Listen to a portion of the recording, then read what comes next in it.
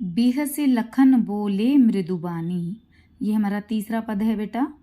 और अभी तक हमने क्या पढ़ा है राम लक्ष्मण परशुराम संवाद में कि सीता स्वयंवर में जब श्री राम ने प्रत्यंचा चढ़ाने के लिए धनुष को उठाया और वह टूट गया, तो उस शिव के धनुष को टूटने पर परशुराम जी क्रोधित हो गए और उन्होंने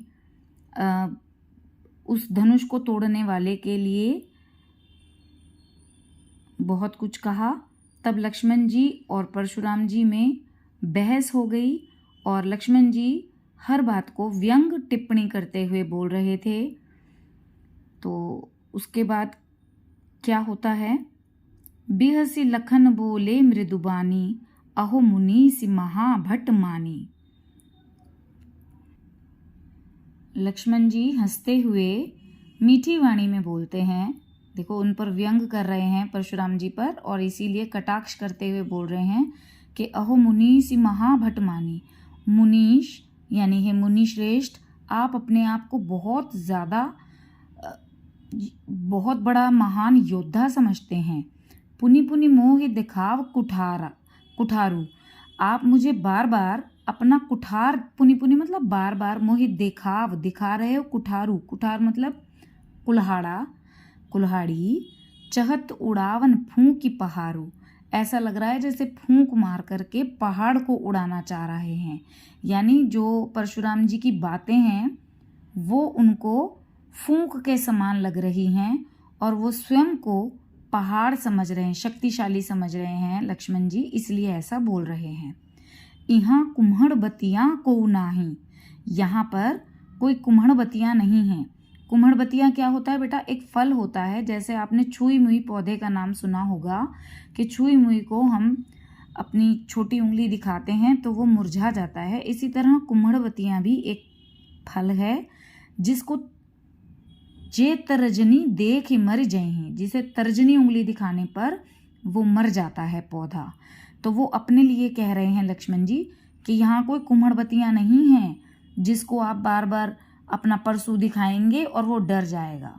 तो कुम्हड़बतियाँ फल की तरह नहीं है कि जिसे आप तर्जनी उंगली दिखाएंगे और वो मर जाएगा। देखी कुठार सरासर बाना, मैं कछु कहा सहित अभिमाना, मैं आपके इस कुठार और बाण को देख करके ही कुछ कह रहा हूँ अभिमान में। भृगुसुत समझ जनेऊ बिलो की, और इस जनेऊ को देख करके ही मैं आपको एक ऋषि समझ रहा हूँ। और जो कछु कहूँ सहूँ रिस रोकी, और जो मैं कह रहा हूँ सिर्फ आपका ये जनेऊ, आपके गले में जो जनेऊ पड़ा हुआ है मुनि, उसको देख करके ही अपने क्रोध को, रिस माने क्रोध को रोक कर कह रहा हूँ। बधे पाप अपकीर्ति, अच्छा, सुर महिसुर हरिजन अरु गाय।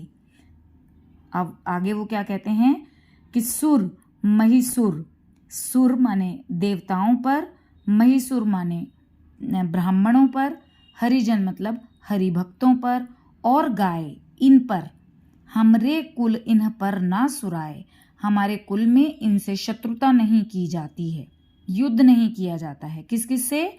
देवताओं से, ब्राह्मणों से, महिसुर माने ब्राह्मण, हरिजन माने हरिभक्त, औरु अरु माने और, गाय गाय मतलब गाय। क्यों नहीं की जाती इन पर शत्रुता?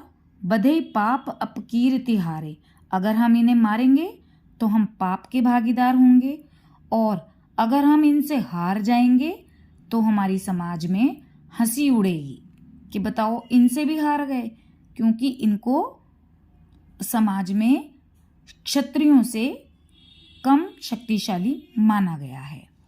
तो बधे पाप अपकीर्ति हारे, मारत हूँ पाप परिये तुम्हारे, और अगर आप हम पर हथियार उठाएंगे, मारेंगे, तो भी हम तो आपके पैर ही पड़ेंगे। मारत हूँ पाप परिये तुम्हारे, तुम्हारे पैर ही पड़ेंगे, क्योंकि आप ऋषि हैं। कोटि कुलिस सम बचन तुम्हारा, और वैसे भी तुम्हें तो किसी को मारने की जरूरत ही नहीं है। देखो कितना व्यंग कर रहे हैं उन पर कि कोटि कुलिस, तुम्हारे जो वचन हैं सम वचन तुम्हारा, वचन जो है तुम्हारे जो बोल हैं वो ही करोड़ों वज्रों के समान हैं। व्यर्थ धरऊ धनु बाण कुठारा, आप तो व्यर्थ में ही बेकार में ही धरते हो, धरऊ मतलब धरते हो, धनु धनुष बाण और कुठार।